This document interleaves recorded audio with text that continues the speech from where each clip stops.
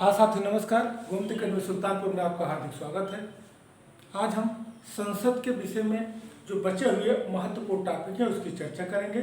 सबसे पहले आप हमारे चैनल को सब्सक्राइब कर लीजिए, बेल दबाकर ऑल पर क्लिक कर लीजिए, जिससे सभी नोटिफिकेशन आपको मिलता रहे। एग्जाम बेहद करीब है, टीजीटी पीजीटी की एग्जाम होने वाला है और परीक्षा के दृष्टिकोण से आपके लिए बहुत ही महत्वपूर्ण समय चल रहा है। जो 2-2.5 महीने का समय है, लगभग सितंबर लास्ट अक्टूबर तक एग्जाम होने की संभावना है। तो आप लगे रहिए और एकदम फुल कॉन्फिडेंस से मेहनत करेंगे, आप सफल हो जाएंगे।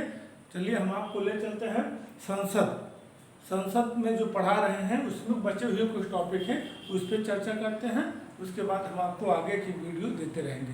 सबसे पहले हम आप चर्चा करते हैं सामयिक स्पीकर, जिसको बोलते हैं प्रोटेम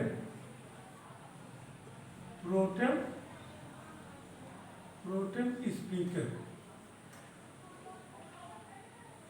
यह महत्वपूर्ण है, पूछा जाता है एग्जाम में कि हमेशा आप उठा देखिए, टेस्ट पेपर आप उठा देखेंगे इसको, कभी कभी सामयिक अध्यक्ष भी बोलते हैं। लेकिन इसको बहुत रखने की जरूरत नहीं, थोड़ा आप समझिए। सामयिक अध्यक्ष या प्रोटेम स्पीकर क्या होता है कि देखिए एग्जाम इम्पोर्टेंस है, समय का सदुपयोग भी महत्वपूर्ण है, उसके साथ महत्वपूर्ण सामग्री भी आपके लिए भी महत्वपूर्ण है। तो परीक्षा के दृष्टिकोण से महत्वपूर्ण है, इसको आप फॉलो करिए और अपना जो भी बुक है, जो आपका टेस्ट पेपर है, उसको आप हल करते रहिए। पॉलिटी में जो संविधान से संबंधित है, हम एक महत्वपूर्ण वीडियो दे रहे हैं जो एग्जाम के दृष्टिकोण से कॉन्सेप्ट भी फैक्ट के हिसाब से बहुत ही महत्वपूर्ण है। तो प्रोटेम स्पीकर, अब आप समझिए क्या होता है।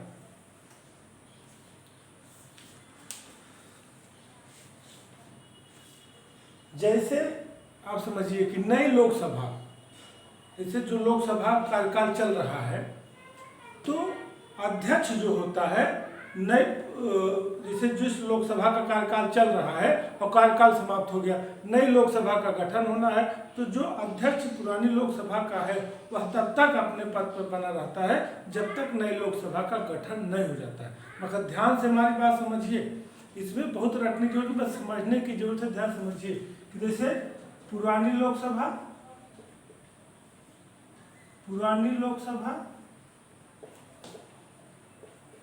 और जैसे पुरानी लोकसभा चल रही है, यही वर्तमान में यही चल रही है, इसका कार्यकाल समाप्त हो गया। क्या हो गया? इसका कार्यकाल समाप्त हो गया। अब नई लोकसभा का गठन होना है, नई लोकसभा का गठन होना है। तो पुरानी लोकसभा मतलब वर्तमान यही है, इसका कार्यकाल समाप्त हो गया है, तो नई लोकसभा का गठन होना है।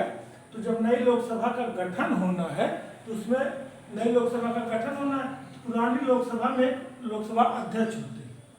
कौन होता है? एक अध्यक्ष होता है। यह कब तक अपने पद पर बना रहता है? जब तक नई लोकसभा का गठन नहीं हो जाता। जैसे इसका गठन होता है, इसका कार्यकाल समाप्त हो जाता है। बात समझ में आई कि जैसे जो लोकसभा चल रही है, जैसे 19 की लोकसभा चल रही है, जो लोकसभा अध्यक्ष हैं, जब 24 में लोकसभा समाप्त होगी और नई लोकसभा का गठन होगा 24 में, तो इस 2019 वाले लोकसभा अध्यक्ष का कार्यकाल समाप्त हो जाएगा। तो उस समय लोकसभा गठन के लिए एक अध्यक्ष की आवश्यकता होती है, जिसको सामयिक अध्यक्ष कहते हैं। बात समझ में आ गई कि पुरानी लोकसभा के जो अध्यक्ष हैं वो नई लोकसभा के गठन के ठीक पहले तक अपने पद पर आते हैं। जैसे ही नई लोकसभा गठन होता है वैसे ही उनका कार्यकाल समाप्त होता है। तो हमको किसकी आवश्यकता पड़ती है? प्रोटेम स्पीकर की। तो प्रोटेम स्पीकर की नियुक्ति कौन करता है? राष्ट्रपति। देखिए अब प्रश्न पर आ जाइए, जो प्रश्न बनता है प्रोटेम स्पीकर कौन होता है कि पुरानी लोकसभा के कार्यकाल समाप्त होने के साथ ही पुरानी लोकसभा अध्यक्ष का कार्यकाल समाप्त हो जाता है। नए लोकसभा गठन के लिए एक अध्यक्ष की आवश्यकता होती है और एक अस्थाई सदन जब चलने लगता है तो तुरंत कुछ सदस्यों को गठन की मतलब सदस्य की जो आवश्यकता होती है, अध्यक्ष की आवश्यकता होती है, तो कुछ नए अध्यक्ष के रूप में पद का जो सृजन किया गया है वही प्रोटेम स्पीकर की नियुक्ति कौन करता है? राष्ट्रपति। इनकी नियुक्ति कौन करता है? राष्ट्रपति।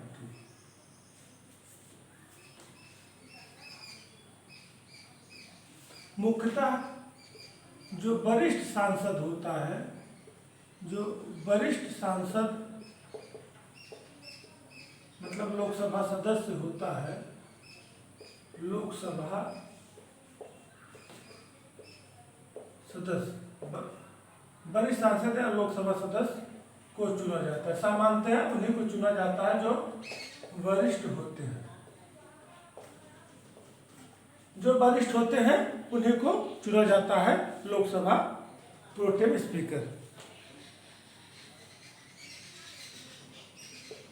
इनकी जो शक्तियां होती है लोकसभा अध्यक्ष, इनको शक्तियां लोकसभा अध्यक्ष के बराबर होती है। लोकसभा अध्यक्ष के बराबर होते हैं।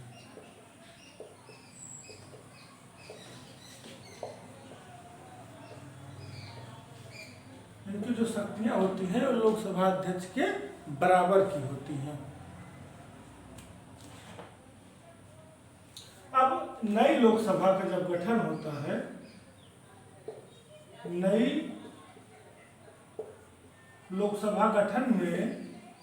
लोकसभा गठन में पीठासीन अधिकारी होता है। पीठासीन अधिकारी मतलब मुख्य रूप से सदस्यों को पीठासीन अधिकारी होता है।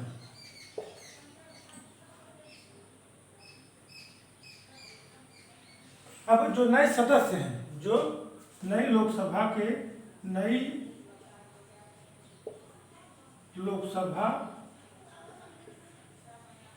सदस्य को नई लोकसभा के जो सदस्य हैं उनके कर्तव्यों की शपथ दिलाता है। उनके कर्तव्यों की शपथ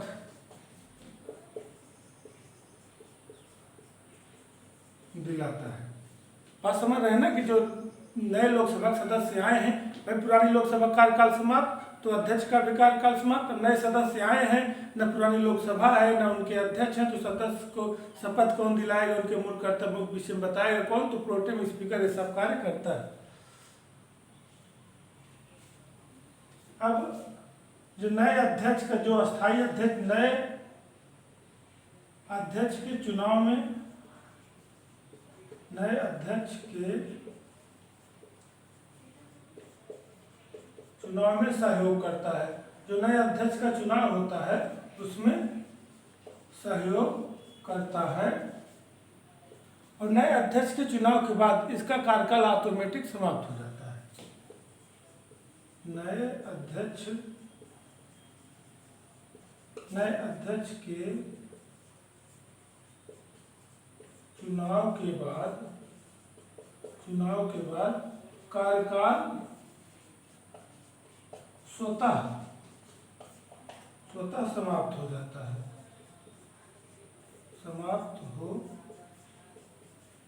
है। अब आप समझ गए होंगे कि देखिए ये जो बिंदु हैं 1 2 3 4 5 6 7 ये बहुत ही महत्वपूर्ण बिंदु हैं। इसको आप ध्यान से समझ लीजिए। एक बार फिर हम चर्चा करते हैं प्रोटेम स्पीकर या सामयिक अध्यक्ष। पुरानी लोकसभा जब समाप्त होती है तो ध्यान से समझिए, पुरानी लोकसभा जब समाप्त होती है तो लोकसभा अध्यक्ष का कार्यकाल भी समाप्त हो जाता है। जब नई लोकसभा का गठन होता है तो उस समय कोई अध्यक्ष नहीं होता है, तो अध्यक्ष न होने की वजह से सदस्यों को शपथ दिलाने, उनके कर्तव्यों के विषय बताने के लिए एक सामयिक अध्यक्ष या कहिए कि प्रोटेम स्पीकर या कहिए कि तत्काल एक अध्यक्ष की व्यवस्था की जाती है, जिसकी नियुक्ति कौन करता है? राष्ट्रपति। वह लोकसभा का वरिष्ठ सदस्य होता है, उसको लोकसभा बराबर शक्तियाँ, अध्यक्ष बराबर शक्तियाँ मिलती है। वह पीठासीन अधिकारी होता है लोकसभा का, और नई लोकसभा के सदस्यों को शपथ दिलाता है। और फिर जब लोकसभा अध्यक्ष का चुनाव होने लगता है उसमें सहयोग करता है, और जैसे नए लोकसभा अध्यक्ष का चुनाव हो जाता है तो इनका कार्यकाल समाप्त हो जाता है। अब ठेठ भाषा में आप समझ लीजिए, मुख्य रूप से आप अब ये जान लीजिए कि जब पुरानी लोकसभा कार्यकाल समाप्त होता है तो अध्यक्ष का भी समाप्त हो जाता है। नए सदस्य, अब नए अध्यक्ष का चुनाव हुआ नहीं रहता है तो नए सदस्यों को शपथ दिलाने, नए सदस्यों को शपथ दिलाने, मुख्य रूप से आप समझिए शपथ दिलाने एवं अध्यक्ष चुनने में सहयोग करता है, एवं अध्यक्ष चुनने में सहयोग करता है। बस यही मुख्य बात है, बस आप समझ गए होंगे। फिर एक बार अगर आप कहें तो प्रोटेम स्पीकर सामयिक अध्यक्ष की पुरानी नए लोकसभा में अध्यक्ष नहीं रहता है तो राष्ट्रपति एक व्यक्ति को जो वरिष्ठ होता है प्रोटेम स्पीकर नियुक्त करता है और वह लोगों को शपथ दिलाता है, नए अध्यक्ष चुनाव में सहयोग करता है, नए अध्यक्ष चुनने के बाद उसका कार्यकाल समाप्त हो जाता है। ये रहा आपका प्रोटेम स्पीकर, बहुत ही महत्वपूर्ण है और एग्जाम में पूछा भी जाता है। तो कहने का मतलब है देखिए एग्जाम के पर्पज से देखिए एक बिंदु, इसीलिए कह रहे हैं कि आप हमारा वीडियो देखते रहें, चैनल को सब्सक्राइब कर लीजिए, हम उसको लोगों को शेयर भी करते रहिए, कमेंट भी करते रहिए, लाइक भी करिए। कमेंट करने से हमको पता चलेगा कि आपको लाभ मिल रहा है कि नहीं लाभ मिल रहा है, या कोई सुझाव हो जरूर हम उसको फॉलो करेंगे। देखिए आप कुछ ना कुछ पढ़ ही रहे हैं, देखिए लक्ष्य को प्राप्त करना जो है, लक्ष्य कोई भी हो उसके लिए आपको सबसे इम्पोर्टेंट चीज लगन है, और लगन के साथ जो है सही तरीका और सही सामग्री, इन सब चीजों की भी आपको आवश्यकता है। देखिए आप लक्ष्य है, जैसे आप टीजीटी का लक्ष्य है, अब आप या पीसीएस का लक्ष्य है या पीजीटी का लक्ष्य है या आप जीएस भी पढ़ रहे हैं, लगन तो आपके अंदर बहुत है लेकिन सही तरीका सही सामग्री आपको नहीं मिल रही है तो आप कुछ नहीं कर पाएंगे। अगर आपका तरीका सही है, सामग्री सही है तो कोई भी आपका एग्जाम होगा आप आसानी से हल कर लेंगे। तो कहने का मतलब है जैसे आप उसको समझिए, तो हम आपको जो पॉलिटी संबंधित वीडियो दे रहे हैं, चाहे वो टीजीटी हो, चाहे पीजीटी हो, एलटी हो, हायर एजुकेशन हो, जो नेट जीआरएफ का एग्जाम हो, पीसीएस को, जो इससे संबंधित संविधान से संबंधित क्वेश्चन आपको आएगा उसमें आप देखिए जो पढ़ रहे हैं, प्रैक्टिस कर रहे हैं, उसके साथ ही जो संविधान कॉन्सेप्टुअल चीज़ें हैं उसके साथ फैक्ट, इसी तरह प्रश्न बनेगा। जैसे हम प्रोटेम स्पीकर के विषय में आपको बता दिए तो एग्जाम के लिए आपको जान लीजिए कि बहुत ही बेहतर तरीके से, उससे ज़्यादा कुछ नहीं आएगा क्योंकि हम उसको एनालिसिस किए हैं, पेपर का, पुराने पेपर का भी अध्ययन किए कैसे प्रश्न पूछता है। चलिए प्रोटेम स्पीकर के बाद अब हम आपको बताते हैं गणपूर्ति, कोरम। एक प्रश्न बनता है कोरम, इसको कहीं कहीं दिया रहता है गणपूर्ति। देखिए इसकी व्याख्या करने से पहले इसका सीधे प्रश्न, जब यह प्रश्न विकल्प आता है तो उसमें सीधे 1/10 हिस्सा कुल सदस्य का जो विकल्प रहता है, विकल्प में ही रहता है, कुल सदस्यों का 1/10वां भाग या दशांश, या 1/10वां भाग इसे दिया रहता है। 1/10वां भाग जो प्रश्न होता है कोरम क्या होता है या गणपूर्ति क्या होती है, कि संसद में कुल सदस्यों का 1/10वां भाग, यही विकल्प में रहता है। इसे आप 1/10 याद रखिए, बस आपको काम आसान हो जाएगा। आपको कहीं कहीं 10वां भाग या 1/10वां भाग भी लिखा रहता है, तो वही हो गया 1/10वां भाग। अब आप समझिए होता क्या है कि जो लोग संसद की, अब चाहे लोकसभा की हो, चाहे लोकसभा की बैठक हो, चाहे राज्यसभा की बैठक हो, इन दोनों की बैठक हो रही है तो उसमें कोरम होना बहुत जरूरी है। वह बैठक तभी सफल मानी जाएगी कि जितने सदस्य वहाँ पर हैं या जितने उसके सदस्य हैं उसमें से 1/10वां भाग मतलब 10वां भाग जरूर उपस्थित हों। यदि उपस्थित नहीं है तो लोकसभा अध्यक्ष या राज्यसभा सभापति उसको विघटित करेगा या उसको समाप्त करेगा, और फिर नए लोग, जब तक कोरम नहीं पूर्ति होते तब तक वह बैठक सफल नहीं मानी जाएगी, इसलिए कोरम पूर्ति करने का प्रयास करेगा। लोग आएंगे भी। यह लोकसभा के लिए कम से कम कभी इस तरह प्रश्न बने कि लोकसभा के लिए कोरम कितना हो, लोकसभा का कोरम कितना होता है कम से कम, और राज्यसभा का कोरम कितना होता है, राज्यसभा का कोरम, लोकसभा का कोरम और राज्यसभा का कोरम। लोकसभा में कम से कम 55 सदस्य, लोकसभा में कम से कम 55 सदस्य और राज्यसभा में कम से कम 25 सदस्य। जब लोकसभा की बैठक हो तो कम से कम उसमें 55 सदस्य जरूर रहें, नहीं तो माना नहीं जाएगा, और राज्यसभा की बैठक हो तो 25 सदस्य जरूर रहें। कहने का मतलब यह है कि कोरम क्या है या गणपूर्ति क्या है, उसका मतलब है कि जब लोकसभा या राज्यसभा की बैठक हो तो कुल सदस्यों का अध्यक्ष या सभापति सहित, इसको हमने लिखा है कुल सदस्यों का, तो कुल सदस्यों में इसमें अध्यक्ष और प्लस जो है सभापति, राज्यसभा के लिए सभापति, ये दोनों के सहित हम बता रहे हैं कि आपका 10वां भाग होना चाहिए। तो कहने का मतलब है कि लोकसभा राज्यसभा की जब बैठक हो तो उसमें कोरम जरूर पूरा होना चाहिए। कोरम कितना होना चाहिए, 1/10 भाग, मतलब लोकसभा के लिए कम से कम 55 सदस्य, राज्यसभा के लिए कम से कम 25 सदस्य, इतने आवश्यक हों। ये प्रश्न बहुत ही महत्वपूर्ण है।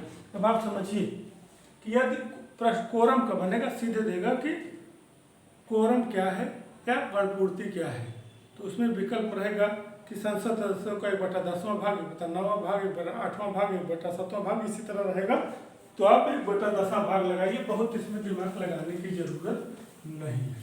अब आप समझिए एक चीज और बताएंगे, डेक्लेम सत्र नई चीज है, बहुत लोग जान भी रहे हैं, हम बता रहे हैं, हो सकता है एग्जाम में पूछ ले। डेक्लेम सत्र, डेक्लेम सत्र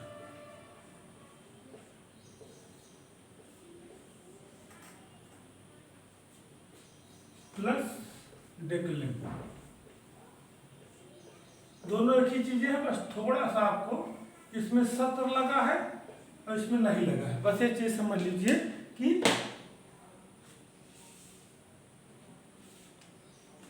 नई लोकसभा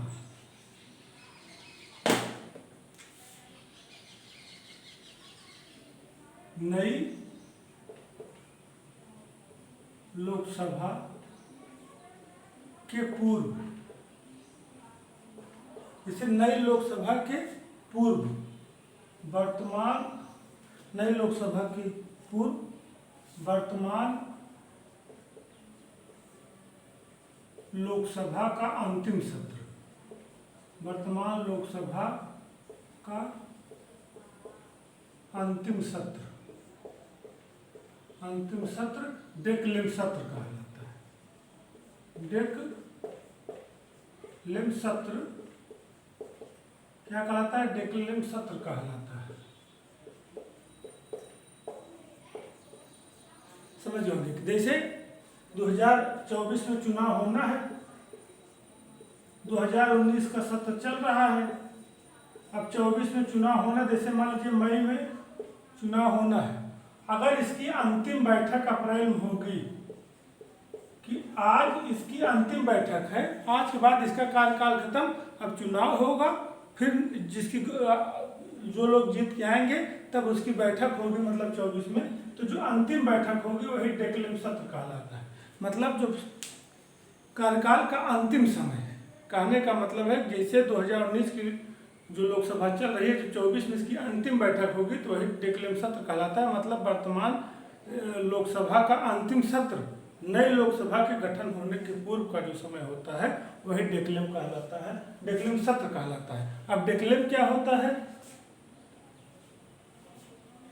नई लोकसभा वर्तमान लोकसभा से, वर्तमान जो चल रही है वर्तमान लोकसभा से, वर्तमान लोकसभा से नई लोकसभा में जो सदस्य निर्वाचित नहीं हो पाते हैं, जो सदस्य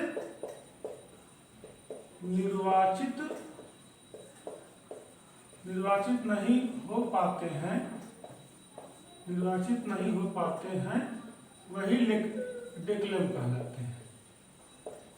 वही क्या कहलाते हैं? वही डिक्लेम